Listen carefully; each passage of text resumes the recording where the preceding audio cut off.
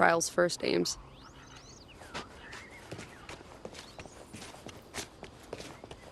When Dead Island 2 launched earlier this year, it turned out to be a better game than many would have expected. Rather than buckling under the pressure of its long and tumultuous development cycle, it delivered a focused, gorgeous, brutal, and enjoyable zombie bashing experience, even if it wasn't an extraordinary one in most respects. Unlike the base game, its first expansion, dubbed Haus, is not better than you would expect. It is in fact thoroughly unsurprising in that, by and large, it's more of the same. By that same token, however, it's still a fun romp, because slashing and crushing hordes of the undead continues to be as fun as it was in the base experience.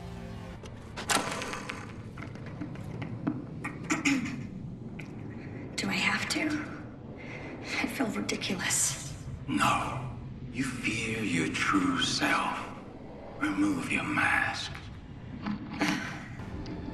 Haus doesn't pretend to put much weight behind its narrative ambitions. As the expansion kicks off, you're mysteriously transported to a villa in Malibu that, it turns out, is the headquarters of a cult that was formed by its leader to avoid the zombie apocalypse by seeking immortality.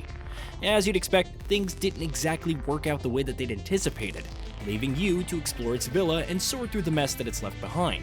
The most that can be said of Haus's story is that it does a decent job of providing a framework for the gameplay scenarios developer Dambuster Studios has concocted here, because beyond that, much like Dead Island 2 itself, the DLC isn't too concerned with telling an engaging story.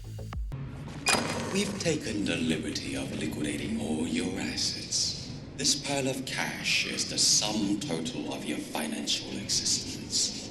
Burn it. I don't know. These material possessions will only hold you back. What it's really concerned with, also like the base game, is getting you to smash zombie brains, which is something that the game continues to excel at. The weighty and crunching combat of Dead Island 2 might not be the deepest combat system you'll ever find in a game, but it's still undeniably and mindlessly enjoyable, thanks to the variety of weapons you get to use and the incredible feedback you get from each swing. Thanks in large part to the gleefully visceral and gory flesh system, mowing down hordes of the undead is still fun.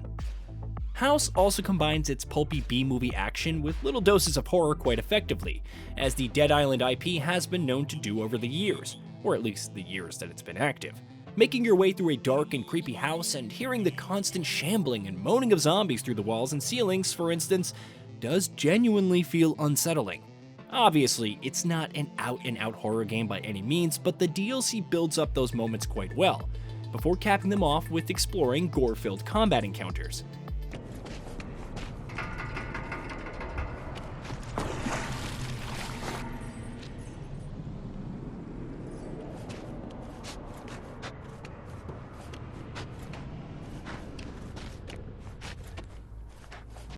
That core loop is not a perfect one, however. Given the shallow nature of the combat, the repetition sets in pretty quickly, especially if you're coming fresh off a playthrough of the base experience.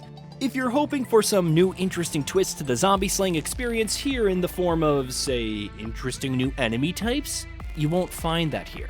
Haus does introduce a handful of new abilities and a couple of new weapons, like a crossbow, but they feel like granular additions at best, to the extent that you could play through the overwhelming majority of the DLC without having engaged with them in any meaningful way.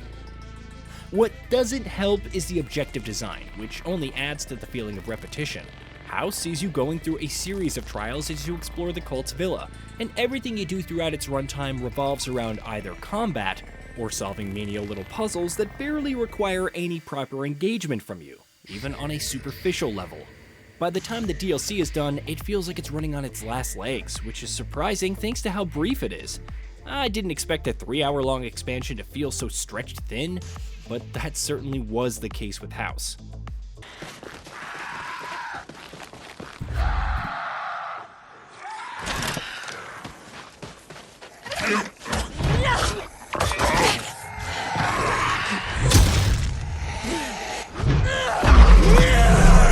If there's one area where the DLC deserves a ton of credit, it's the visuals and art design, which of course was an area where Dead Island 2's base experience shined brightly as well.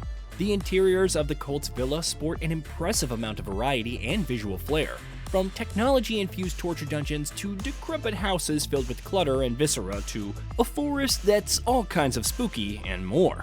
The environments, being as varied and consistently imaginative as they are, does stave off the feeling of repetition just a little bit. Of course, it helps massively that the visuals are just as impressive from a technical standpoint as they are from an artistic one.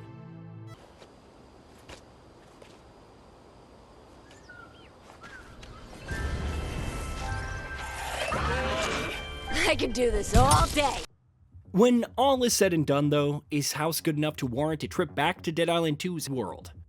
Well, that depends on what you're looking for. If you just want an excuse to smash zombie brains again, then sure. Yeah, Dead Island 2's crunching combat is more than capable of providing short bursts of goofy, gory fun, and that continues to be the case here. Even if it does feel like it's wearing a bit thin by the time the expansion comes to a close, especially combined with the uninspiring mission objectives. On the other hand, if you were hoping that Dead Island 2's first expansion would be a major chunk of content that would bring interesting new ideas to the table, you'll likely be disappointed by what's on offer here. Hopefully, the second of the game's 2 expansions, Sola Festival, which is due out in Q2 of 2024, will be a meatier and more ambitious one, because Haus ultimately doesn't do enough to justify a return to the zombie-filled world. Hey, did you know that we at GamingBolt upload new videos every day? Stick around, drop a like, subscribe, and hit that bell, and let us know what kind of content you'd like to see in the future with a comment below.